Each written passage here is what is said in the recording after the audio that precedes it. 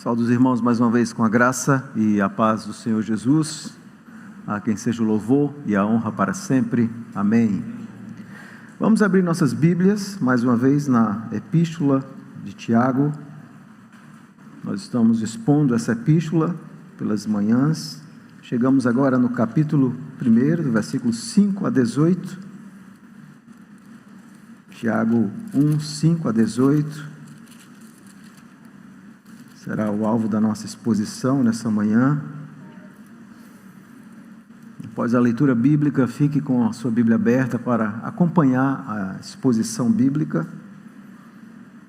Isso é muito importante, nós estarmos focados naquilo que a palavra de Deus nos diz.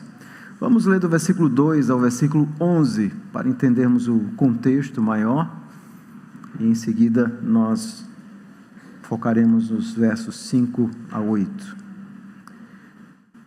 A palavra de Deus nos diz: meus irmãos, tende por motivo de toda alegria o passardes por várias provações, sabendo que a provação da vossa fé, uma vez confirmada, produz perseverança.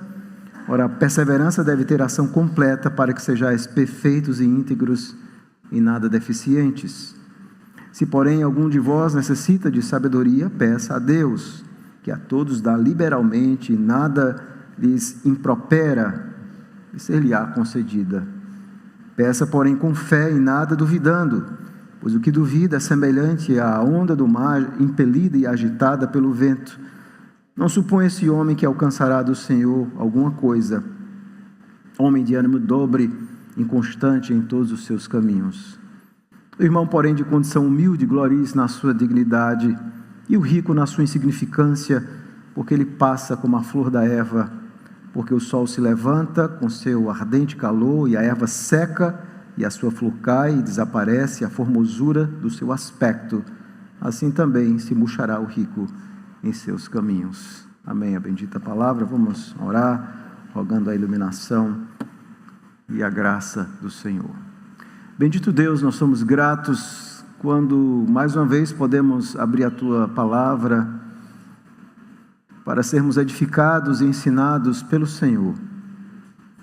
Sabemos que quando a Tua palavra é pregada de forma fiel, interpretada de forma fiel, exposta de forma fiel, além de um pregador humano e falível, o Senhor mesmo está falando ao coração do Seu povo. E nós Te louvamos por isso, pela Tua palavra. Rogamos que o Teu Espírito, que inspirou esse livro, nos ajude a interpretá-la de forma correta e aplicar as verdades que foram ensinadas àqueles primeiros cristãos e que precisam ser aplicadas a nós também, porque a Tua palavra é viva, é eficaz e é sempre contemporânea para o Teu povo. Em nome de Jesus que nós oramos. Amém. Como você responde às provações na sua vida?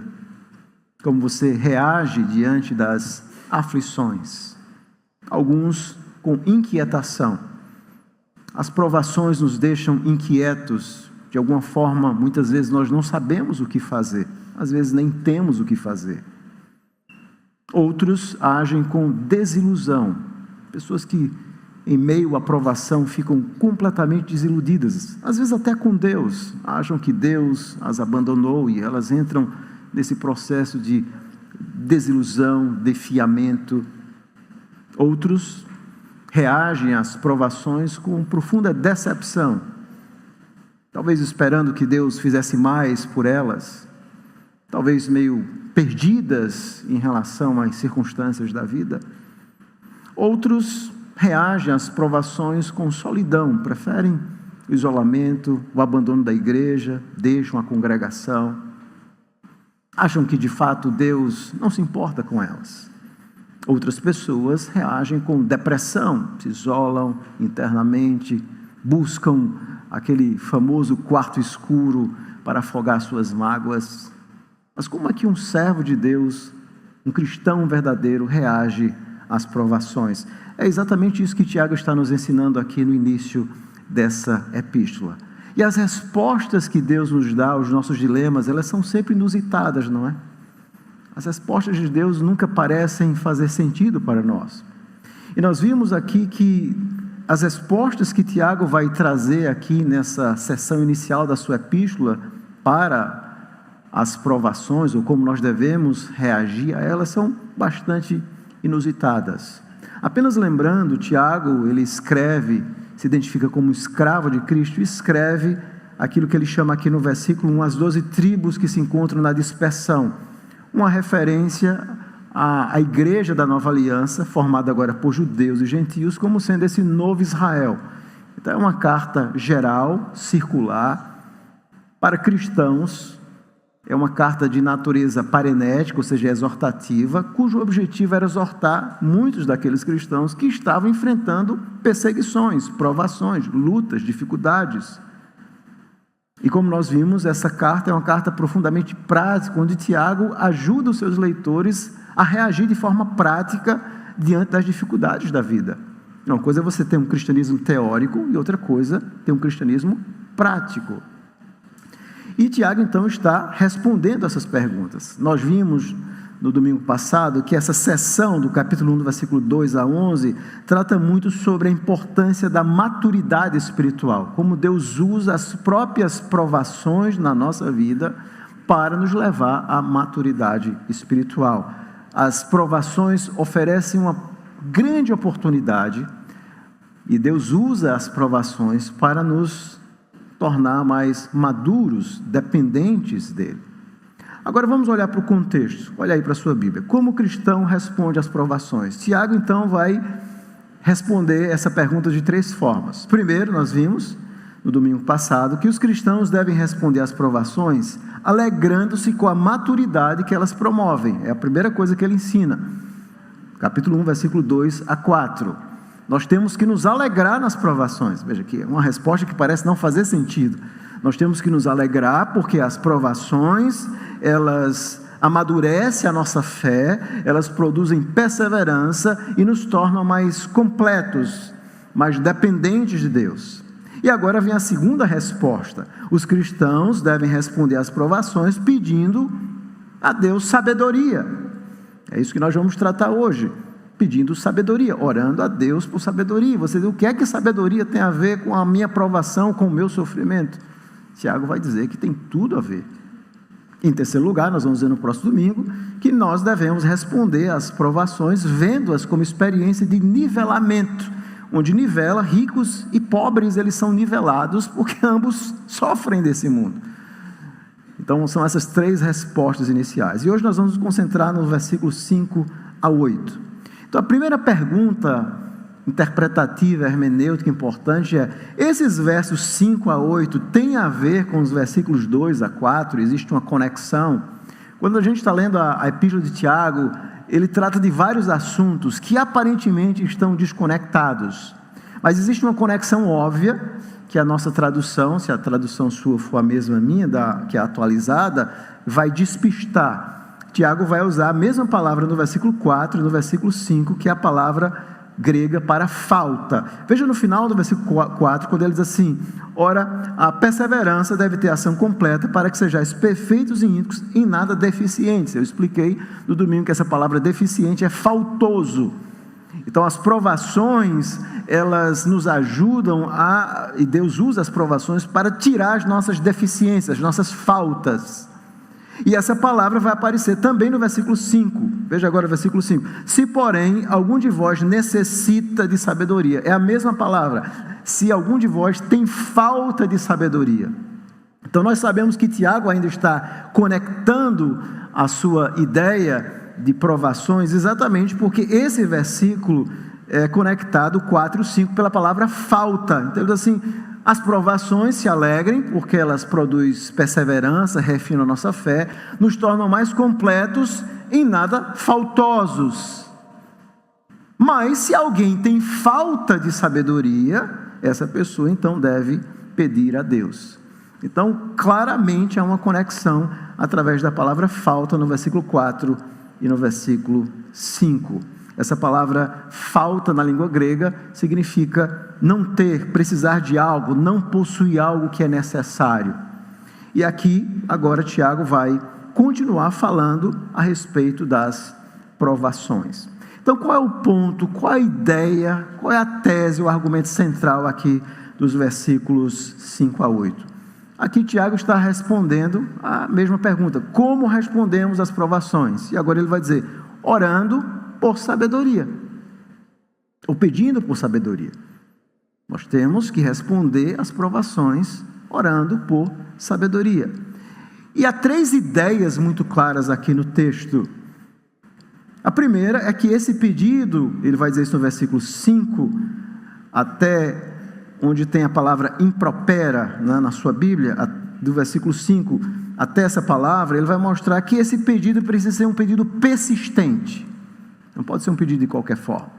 Eu preciso persistentemente pedir por sabedoria. É um pedido persistente. Segundo, o final do versículo 5, quando ele diz assim: ser-lhe-á concedida, esse é um resultado garantido. Deus vai dar. Se você pedir sabedoria da forma correta, Deus vai dar. Então, um pedido persistente, um resultado garantido. E por último, dos versos 6 a 8, ele vai nos ensinar sobre a maneira adequada. Como é que então você pede? A gente pode pedir de uma forma errada. Ele então vai dizer como é que você vai pedir de forma adequada. Então deixe-me repetir para aqueles que quiserem notar o esboço. Como respondemos às provações orando por sabedoria? Primeiro, um pedido persistente, do versículo 5, da parte A até a parte D. Segundo, um resultado garantido. Deus faz uma promessa que Ele vai dar sabedoria. E por último, uma maneira adequada, versículos 6 a 8. Qual é a condição para Deus nos dar essa sabedoria? Como é que a gente deve pedir? Tá bom? Agora vamos analisar verso por verso. Vamos lá nos concentrar no versículo 5. A primeira coisa que nós pensamos na nossa vida é: o que é que eu faço nas provações? O que é que eu devo fazer em tempos de aflição, em tempos de dificuldade? Primeiro, Tiago diz assim: se alegre em Deus. Existe alegria mesmo em meio às provações. Se alegre porque Deus está fazendo alguma coisa na sua vida, primeira coisa. Mas por que Tiago está nos ensinando que nós devemos pedir sabedoria a Deus quando nós estamos sofrendo? E que sabedoria é essa? O que é isso? Que tipo de sabedoria é essa que nós precisamos, que eu e você precisamos? Porque eu preciso disso quando eu estou enfrentando provações. É que eu preciso de sabedoria na minha vida. Que tipo de sabedoria é essa que eu preciso? É uma resposta bem inusitada daquilo que nós geralmente esperamos. Então ele começa, vamos lá, o versículo 5: se, porém, algum de vós tem falta de sabedoria. Esse se, essa condicional, pressupõe que as pessoas terão falta de sabedoria em meio às provações. E por que nós precisamos de sabedoria em meio às provações? Porque Tiago pressupõe algo lógico. Em meio às provações nós ficamos perdidos. É isso que acontece. Quando você está enfrentando, quer seja uma perseguição, quer seja um evento externo, um momento difícil na sua vida, a primeira coisa que você fica é perdido, você fica sem saber o que fazer. Você fica completamente desnorteado. As provações têm essa capacidade de nos desnortear. Então Tiago está pressupondo isso. Ou seja, se alguém tem falta de sabedoria, ou seja, é uma falta que não pode ser suprida pelo esforço humano, pela nossa capacidade, pela nossa engenhosidade, mas nós precisamos desse dom de Deus, desse presente de Deus, que é essa capacidade para agir de forma correta em meio às provações. É a sabedoria. Nós precisamos de sabedoria. E o que é sabedoria, afinal de contas, né? Nós tivemos vários sermões onde eu já expliquei estudos sobre isso. Mas a sabedoria, a primeira coisa que nós temos que entender, e é por isso que nós lemos o texto de Provérbios, nós vamos lá voltar para Provérbios 3:10, é que Deus é a fonte da sabedoria. Dentre os atributos de Deus, as características de Deus, a santidade, poder, onisciência, onipotência, misericórdia, e existe também a sabedoria. Deus é descrito como um ser sábio. Todos os planos dele são sábios. Tudo que Deus faz é cheio de sabedoria. Vamos ver, por exemplo, lá em Provérbios, no capítulo 3, no versículo 31. Depois nós voltamos aí para Tiago. Então, em Provérbios, no capítulo 3, no versículo 19, nós lemos, inclusive hoje pela manhã, diz assim: o Senhor com sabedoria fundou a terra, com inteligência estabeleceu os céus. Provérbios 3, 19. Então, tudo que Deus faz é cheio de sabedoria. O universo foi feito com sabedoria. Os planos de Deus são cheios de sabedoria. O que Deus planeja para a nossa vida é cheio de sabedoria. A palavra de Deus é cheia de sabedoria. E o máximo, ou seja, o ponto central, climático dessa sabedoria foi o plano que ele fez de salvar pecadores, enviando o seu próprio Filho para ser o centro da história. É por isso que abra sua Bíblia em 1 Coríntios capítulo 1, versículo 31, onde Paulo vai dizer, 1 Coríntios 1, 31, ele diz o seguinte, 1 Coríntios capítulo 1, versículo 31, diz assim: mas vós sois dele em Cristo Jesus, o qual se tornou da parte de Deus o quê? Sabedoria. Então, a expressão máxima da sabedoria de Deus é a própria pessoa bendita de Cristo. Então, Deus, ele é cheio de sabedoria. Tudo que Deus faz é sabedoria. E Deus, então, nos mostra essa sabedoria de uma forma muito clara e evidente. Você diz: pastor, onde é que eu vejo de forma clara e evidente, instrutiva para nós a sabedoria? Na própria palavra de Deus. É por isso que, voltando para Provérbios 1, versículo 7, diz que o temor do Senhor é o quê? É o princípio do saber, o princípio da sabedoria. O temor do Senhor é o princípio da sabedoria. Então, esse Deus que é sábio, que mostrou a sua sabedoria em grau extremo nesse plano da redenção em Cristo, ele nos dá a Bíblia, a sua palavra, como sendo um livro de sabedoria. As Escrituras são cheias de sabedoria.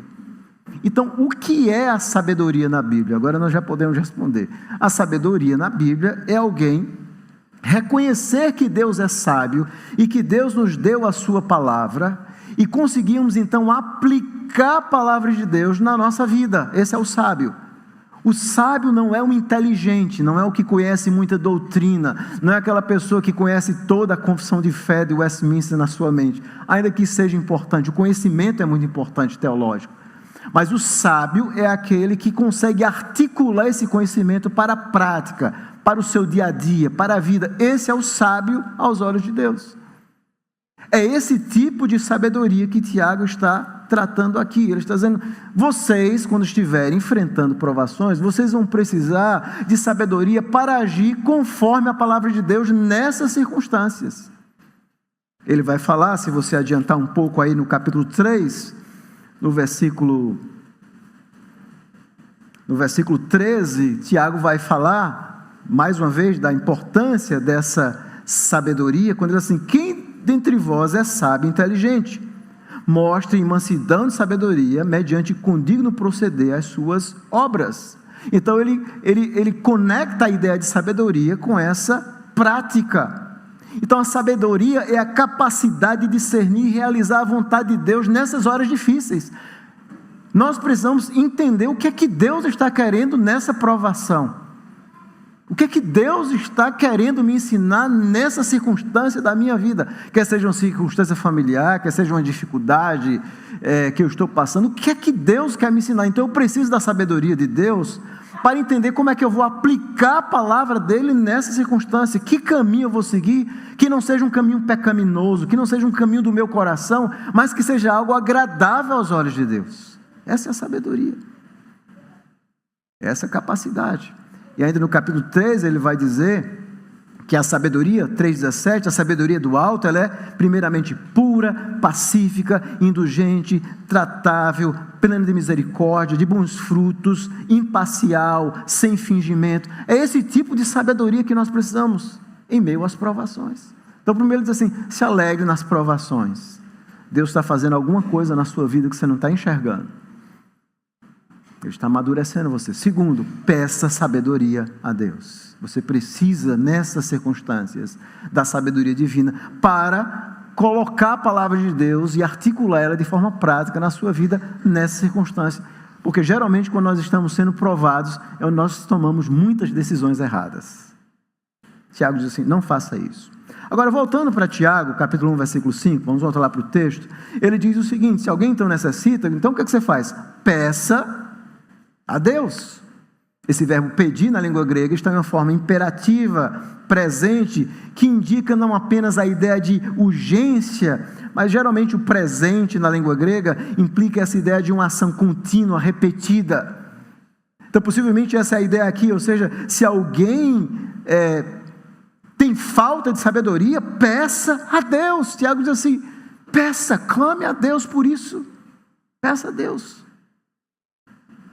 A oração por sabedoria nos leva, primeiro, a contemplar essas provações, entendendo que Deus deve ter algum propósito, talvez um momento de nós refletirmos nossos próprios erros e aprendermos a ter uma vida de mais temor à palavra de Deus, mas a oração nos leva a esse caminho de dependência, de maturidade, e nos leva a buscar essa sabedoria para agir de uma forma bíblica nesse momento.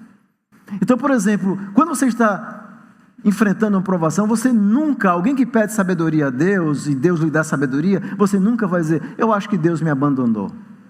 Por quê? Porque a palavra de Deus diz que Ele nunca vai nos abandonar.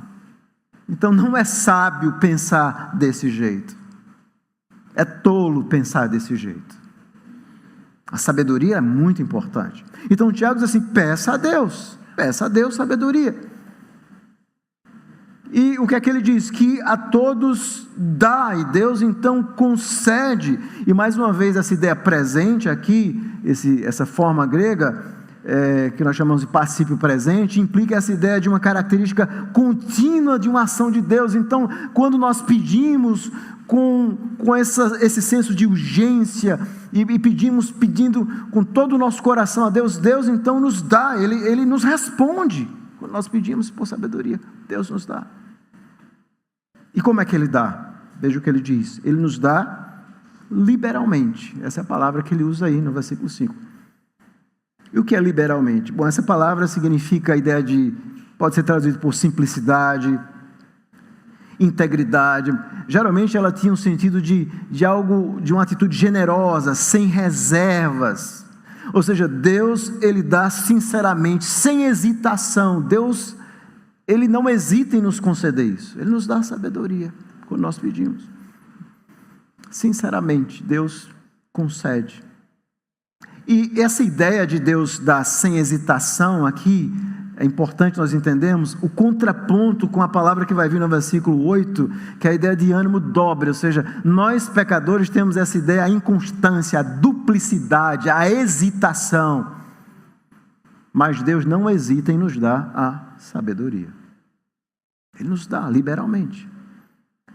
E a outra palavra, veja no versículo 5, e nada lhes impropera. A palavra impropera aqui significa a ideia de insultar alguém, falar de uma forma depreciativa. O que é que Tiago está querendo dizer?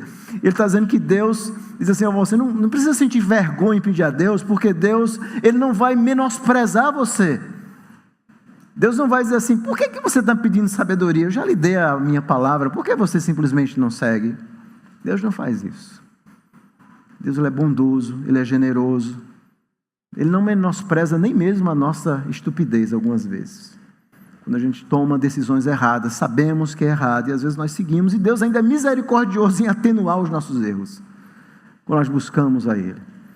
Então Ele não, em tempos de provação, o resumo é esse do versículo 5, ore por sabedoria, mas isso precisa ser feito de uma forma persistente, diária. A ideia de pedir, esse verbo aqui, tem essa intensidade de algo muito urgente, necessário, diariamente, e Deus vai conceder a você essa sabedoria. Em meio às provações é hora de oração. Geralmente quando nós estamos pensando, ou estamos enfrentando provação, nós queremos seguir por outros caminhos. Mas o melhor caminho é dobrar os joelhos e começar a orar. Senhor, me dá sabedoria para agir nessa circunstância. E será que isso dá resultado? Veja, Tiago vai responder lá no final do versículo 5. E ser-lhe-á concedida. dada. É o mesmo verbo dar, que foi traduzido agora por concedido. Agora está em uma forma futura. É uma promessa maravilhosa. Em cada momento oportuno, Deus vai responder. E o que é que Deus vai? Ele diz que vai dar a todos. E o que é que Deus vai nos dar? Será que isso implica que todas as provações vão passar do dia para a noite, quando a gente ora? Não. É possível que não. É possível que sim também. Deus também pode responder às nossas orações em algumas circunstâncias e as provações serem atenuadas ou pararem na nossa vida. Nós nem sempre entendemos os planos de Deus. Deus pode fazer isso, mas não é isso que Tiago está dizendo. Não é errado também você orar para que Deus livre você das provações. Não. Isso implica em total certeza de que cada decisão que eu vou tomar vai ser certo? Também não. Não é isso que ele está dizendo aqui. Então, o que é que Deus vai nos dar? Qual é o ponto aqui? O que Tiago está dizendo é que Deus vai nos dar capacidade para agir nessas circunstâncias sem pecar.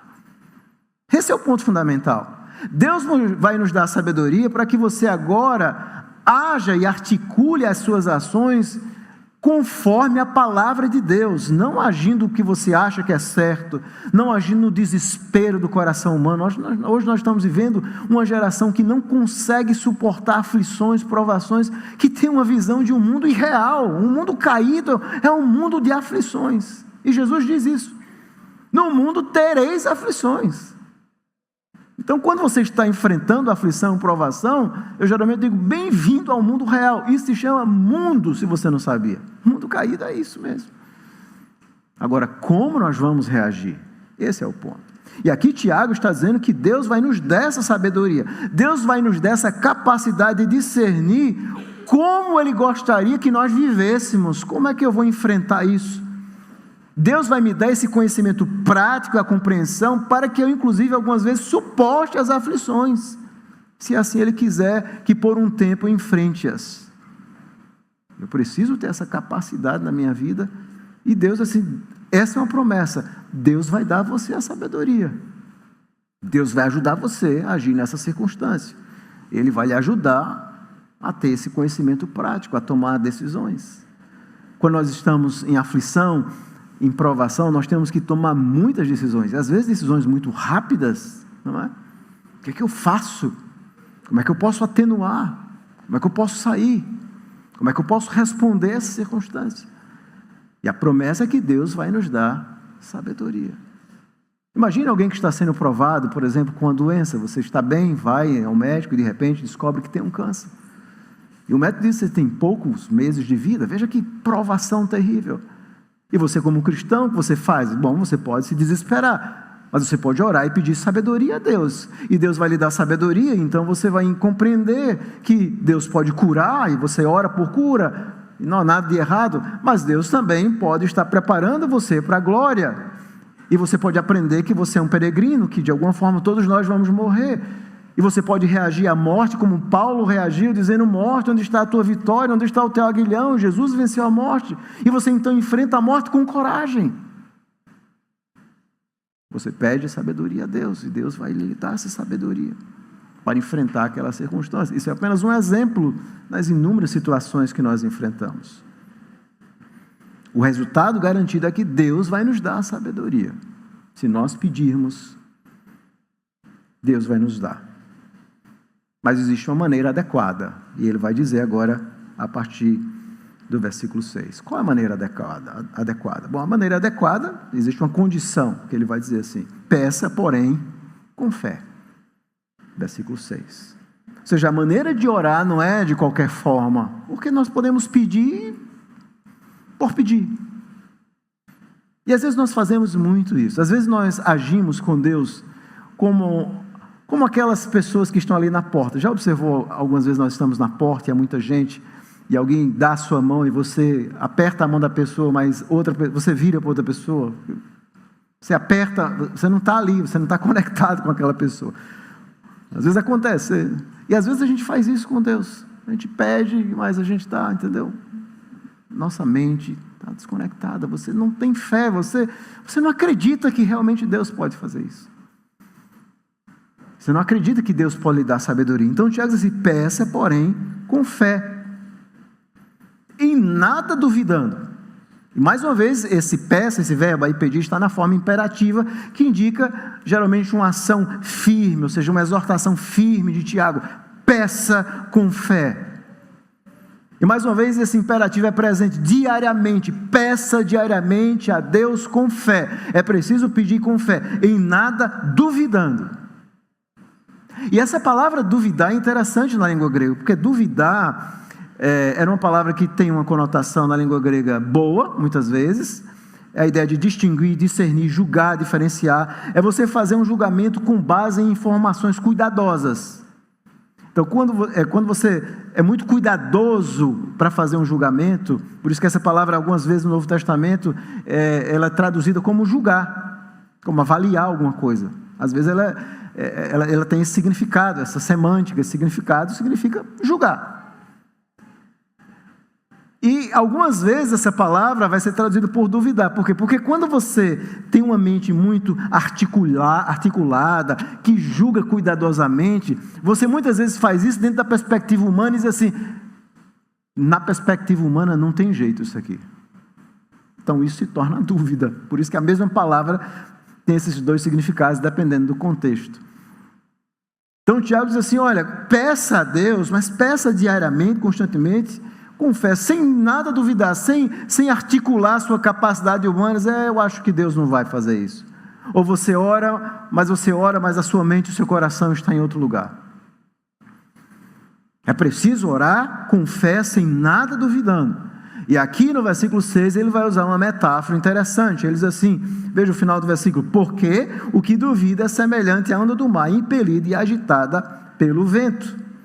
Ou seja, aquele que ora, mas duvida, que pede sabedoria e duvida, é uma pessoa instável como as ondas. Essa é a ideia, essa metáfora. É uma pessoa completamente instável. Então ele não consegue orar, ele não tem fé, ele não confia que a sua vida está nas mãos de Deus e nem que Deus está apto para lhe dar sabedoria naquela circunstância. Ele é como isso aqui que ele diz, uma pessoa agitada pelo vento. É uma pessoa que realmente nas horas das provações se desespera. E é triste dizer que há muitos cristãos, pessoas que se dizem crentes, que têm fé, mas que vivem uma vida completamente desesperada. Eles são iguais aos ímpios. A fé deles, o que Cristo fez por eles, parece não articular na vida de forma prática, parece que não funciona. É uma fé que não funciona. Eles estão desesperados, angustiados, com medos, com temores, com angústias, exatamente iguais aos ímpios. Por quê? Porque eles não fazem isso que Tiago está nos ensinando. Buscar essa alegria em Deus. Como Paulo, quando escreveu preso aos Filipenses, alegrai-vos do Senhor. Outra vez digo, alegrai-vos.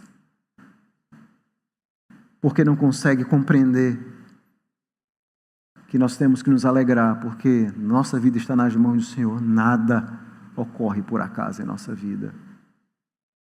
Porque não oram a Deus pedindo por sabedoria para agir de forma correta nessas horas. E às vezes reclamamos da vida, começamos a olhar o nosso passado e reclamar, e lamuriar da vida, ao invés de fazermos isso que a palavra de Deus nos diz. Ele diz assim, não seja como alguém agitado, sem direção. Peça por sabedoria nas provações, mas peça com fé, sem duvidar. Deus vai conceder sabedoria a você para agir nessa hora. E ele continua aí, no versículo 7, tem um outro porquê, na tradução de vocês não aparece, mas o primeiro é porque o que duvida é semelhante à onda do mar, impelida e agitada pelo vento, e porque esse homem não suponha que alcançará do Senhor alguma coisa. Então, quem pede duvidando assim, não pense, não suponha, não pense que você vai receber nada de Deus. Deus não vai dar sabedoria se você realmente não buscá-lo em oração e não pedir por sabedoria prática, para que você aplique a palavra de Deus, para que você creia nas promessas de Deus, para que você aja de uma forma bíblica em meio às suas provações. Então você realmente precisa, não suponha que você vai receber nada de Deus. E o que significa não receber nada de Deus? Significa agir de forma errada conforme as nossas circunstâncias.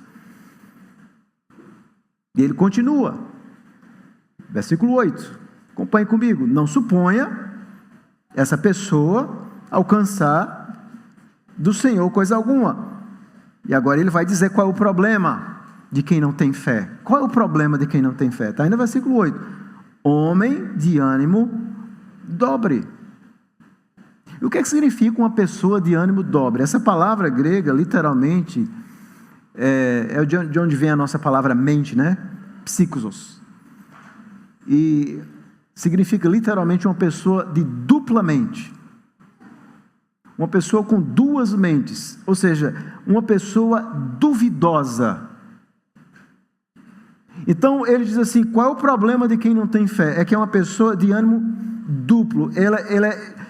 Ela não tem uma lealdade absoluta a Deus. É uma pessoa dupla, literalmente. Ela é inconstante.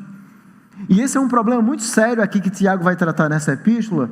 Por quê? Porque o pecado nos torna assim, pessoas inconstantes. Ele inclusive vai usar essa palavra, inconstante.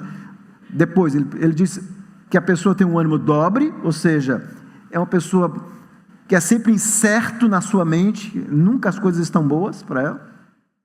Ela é sempre dividida, ela nunca confia realmente em Deus. E às vezes quando você vai visitar a pessoa, aconselhar, a Bíblia diz mais, ok. E aí você vai ficando, essa pessoa vai ficando com os mais da vida, sem realmente crer naquilo que a palavra de Deus diz. Ela tem um ânimo dobre. E isso é um problema muito sério, esse ânimo dobre. Tiago, inclusive, no capítulo 4, versículo 8, fala a respeito desse ânimo dobre. Diz assim, Tiago 4, 8: chegai-vos a Deus e Ele se chegará a vós outros. Purificai as mãos pecadores, e vós que sois de ânimo dobre, limpai o coração. Então Tiago vai mostrar que uma característica do pecador é essa duplicidade, essa dúvida, a incerteza, a inconstância, a falta de fé, o desespero, as angústias, os medos que a vida vai impondo. Essa é a característica de todo pecador. Todo pecador, ele tem essa característica de ser uma pessoa de ânimo dobre, duplo. Ele não tem uma lealdade absoluta a Deus. E além disso, essa pessoa é inconstante em todos os seus caminhos. É uma pessoa descontrolada em cada ação. Então ela age no impulso do momento. Então ela só consegue enxergar a vida de uma forma horizontal. Ela não consegue enxergar Deus. Ela não consegue enxergar como Deus está atuando naquela provação. Ela não consegue ter sabedoria para aprender, inclusive, com os seus erros nas provações, em alguns casos, e ela não consegue articular a palavra de Deus de forma prática, viver as Escrituras nesse momento, porque viver a palavra de Deus quando as coisas estão fáceis, tranquilas, isso é muito fácil. O difícil é ter essa sabedoria para aplicar as Escrituras nos momentos difíceis. Nós precisamos de sabedoria nas aflições. Talvez você esteja passando muitas provações na sua vida. E diz, meu Deus, o que é que eu faço agora? Bom, a Bíblia já dá uma resposta para você. Você precisa agora dobrar os seus joelhos, orar e pedir a Deus sabedoria. Você precisa conhecer a palavra de Deus para tomar decisões. Muitos cristãos, eles oram, mas não conhecem a palavra de Deus e aí vão tomar decisões erradas. Ou às vezes vão seguir o seu coração, que é pecador, o seu coração é inconstante, o seu coração é isso aqui. Ele tem uma mente dividida. Ele não tem essa integralidade de confiar, de ter fé em Deus. Não é confiável o seu coração. O que nós precisamos é essa fé verdadeira. Fé. E buscar a sabedoria como sendo a coisa mais importante na nossa vida.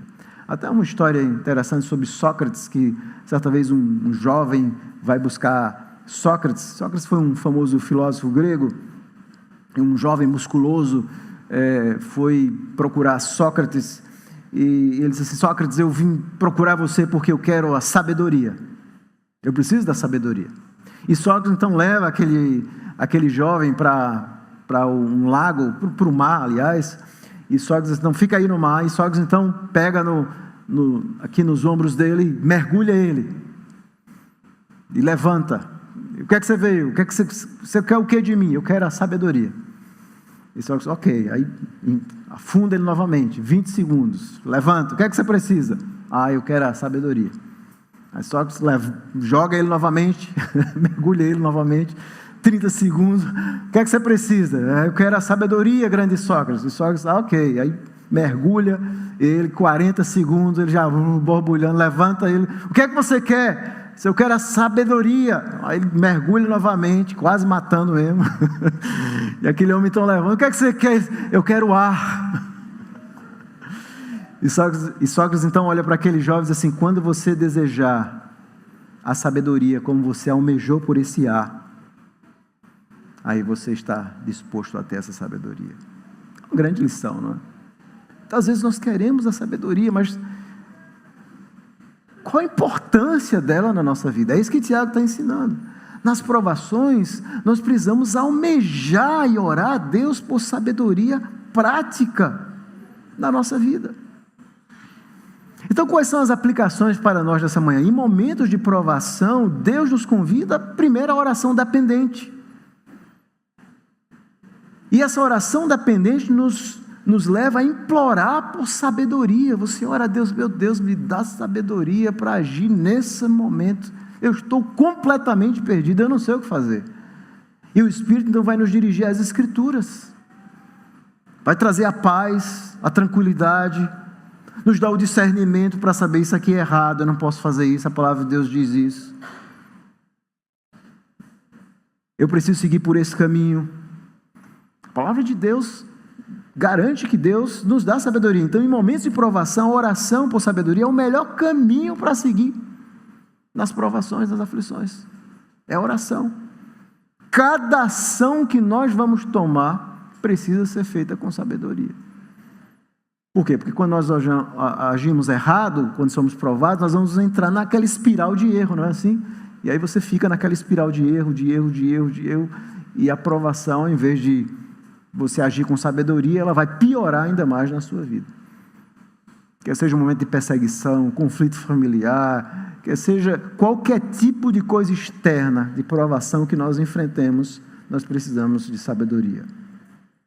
Outra aplicação importante que esse texto traz para nós é que em momentos de provação, Deus nos convida a Ele mesmo. Perceberam isso? E a sua palavra. Porque geralmente quando nós estamos provados, sendo testados, nós queremos buscar ajuda em outros lugares. Eu preciso conversar com alguém. Obviamente, existem conselheiros cristãos, um pastor, quando é realmente um bom conselheiro cristão, pode nos ajudar com conselhos, um irmão que vai lhe aconselhar, alguém que, à luz da palavra de Deus, vai lhe dar um conselho bíblico. Isso é maravilhoso. Mas o que nós precisamos fazer, o que nós geralmente não fazemos, é primeiro ir a Deus. É orar com fé, é dobrar os nossos joelhos, é clamar por sabedoria. Naquela circunstância, nós não fazemos isso. Por isso que nós estamos vendo uma geração de pessoas completamente perturbadas, emocionalmente arrasadas, não conseguem enfrentar nada, nenhum tipo de aflição na vida. Essa é a nossa geração, irmãos. E eu falo com tristeza, não apenas de pessoas descrentes, pessoas que se dizem cristãos também. Porque eles não conseguem fazer isso. Nós temos que ir até Deus e a sua palavra. Deus diz: venham até mim, eu vou dar sabedoria. Eu vou dirigir mediante o Espírito você para a Escritura. E mesmo quando nós não entendermos os propósitos de Deus, nós ainda assim confiaremos nele. Veja, a fé verdadeira é aquela que confia em Deus nas circunstâncias difíceis, isso é verdade. Mas a fé verdadeira é aquela que também justifica a Deus pelas circunstâncias difíceis. E essa é a parte mais difícil. E o que significa isso? Significa dizer: Senhor, eu não estou entendendo, mas eu sei que o Senhor é mais sábio do que eu para dirigir a minha própria vida. E eu peço por sabedoria para que o Senhor me ajude a entender, a não pecar nesse momento agora da minha vida. Mas eu continuo confiando no Senhor.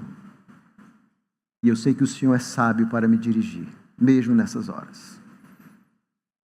E eu sei que Deus está fazendo com que as coisas cooperem para o bem daqueles que amam a Deus. Essa é a fé verdadeira, irmãos.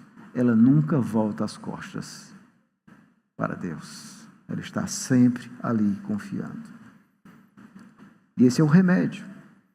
Nós vemos em uma geração inteira de pessoas doentes emocionalmente, porque elas não conseguem enfrentar nenhum tipo de prova ou aflição na sua vida. E algumas pessoas têm me perguntado: bom, pastor, por que nós vivemos uma geração de pessoas tão inconstantes? Bom, há várias respostas bíblicas. Uma resposta é porque o homem é assim naturalmente.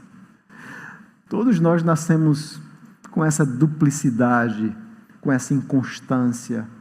Segundo, porque nós vivemos em um mundo caído que é difícil mesmo. Nós não vivemos em um mundo perfeito. A aflição virá em algum grau, em algum momento. E nós temos que aprender como vamos agir diante dessas circunstâncias. Esse é o mundo. Terceiro, porque nós estamos, e aqui falando do nosso contexto atual, muitos estão simplesmente destruindo essa geração mais nova. A nossa geração combateu muito aquilo que nós chamávamos de erros da geração antiga. Falta de amor para com as crianças, rudeza. Mas nós estamos cometendo um perigo e um erro muito grande também, que é o que eu chamo de a idolatria infantil. As crianças, elas não estão sendo criadas e educadas, elas estão sendo idolatradas. E elas começam a crescer e achar que o mundo é isso mesmo. Elas são altamente protegidas. E às vezes, quando elas chegam no mundo real, quando eles saem dessa bolha, que é a vida cristã, o nosso lar cristão, e começam a enfrentar, vão para o trabalho, para a faculdade, encontrar pessoas más, pessoas ímpias, lidar, eles não têm estrutura, não têm musculatura, por quê? Porque nós simplesmente não preparamos eles para o mundo real. Não fizemos aquilo que Salomão diz em Eclesiastes. Não ensinamos a ele o mundo como é, um mundo cheio de maldade e vaidade. Esse é um problema muito sério. E muitos cristãos, jovens, adolescentes, vão crescendo assim. E eles não conseguem lidar com os impactos da vida. Eles foram altamente protegidos.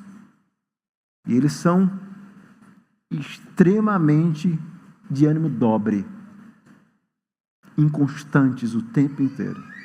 Veja, essa é uma natureza natural. É uma natureza natural, redundância. Essa é uma natureza comum do ser humano.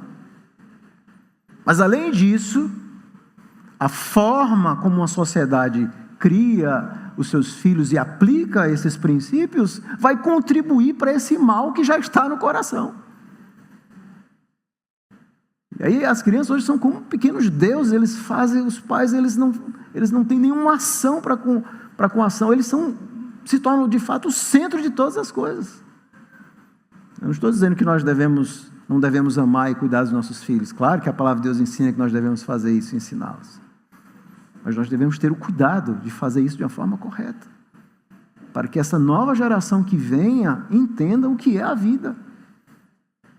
E aprenda que as aflições virão. E eles precisam de quê? Se alegrar e precisam aprender a orar e pedir por sabedoria. Porque todo pecador é inconstante. E as provações vão acentuar essa inconstância.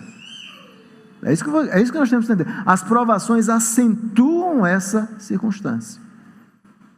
Elas vão acentuar. E os nossos filhos precisam estarem prontos. Vocês adolescentes precisam estarem prontos para lidar com os temores, com os medos, com as preocupações, com o medo do futuro, com profissão, com amanhã. Vocês precisam estarem robustecidos, não em vocês mesmos, mas em Deus. Em Deus. Nesse Deus que nos ajuda nessas horas difíceis da vida e que traz essa paz, essa alegria, essa sabedoria que nós precisamos para viver. Por isso precisamos de sabedoria. É o caminho certo. Ela vai trazer paz, vai tranquilizar o nosso coração em relação aos planos de Deus, vai nos ensinar a viver para a glória dEle, vai nos dar persistência, resiliência diante das provações, vai nos lembrar que nós somos peregrinos desse mundo, esse mundo não é perfeito, há algo glorioso que aguarda apenas no céu, esse sim será o mundo perfeito quando Jesus voltar. Então, enquanto estivermos aqui, nós temos que ter essa alma peregrina, mas também esperança nas promessas desse Deus que cuida de nós, que nos sustenta nesse mundo mau. Há um Deus vivo e verdadeiro que cuida do seu povo, que cuida de mim, que cuida de você. E nós temos que encontrar paz, fé nele, buscando sabedoria. E acima de tudo, nas provações nós temos que ir até Cristo, porque Ele é a fonte de toda sabedoria, como diz Paulo. Então, em momentos de provações, nós precisamos dessa sabedoria divina. E o que é que nós encontramos em Cristo? Primeiro, na sua obra ativa, nós encontramos a certeza de que Ele obedeceu toda a lei de Deus em nosso lugar, de que Ele sempre fez as escolhas corretas. Na sua obra passiva, Ele pagou o preço dos nossos pecados, das nossas escolhas erradas. Lá na cruz do Calvário Ele nos comprou, nós somos o seu povo, e Ele nos promete que nunca nos deixará, Hebreus 13:5, nunca vai nos abandonar, de que as ovelhas que o Pai lhe deu, como Ele disse, ninguém vai arrebatá-las de minha mão. Então eu olho para Cristo e tenho certeza disso, mas eu também confio nos seus ofícios. Como profeta, Ele continua nos guiando pela palavra, nos instruindo, como rei guiando a nossa vida está nas mãos dEle. E como sacerdote, Ele é aquele que intercede por nós.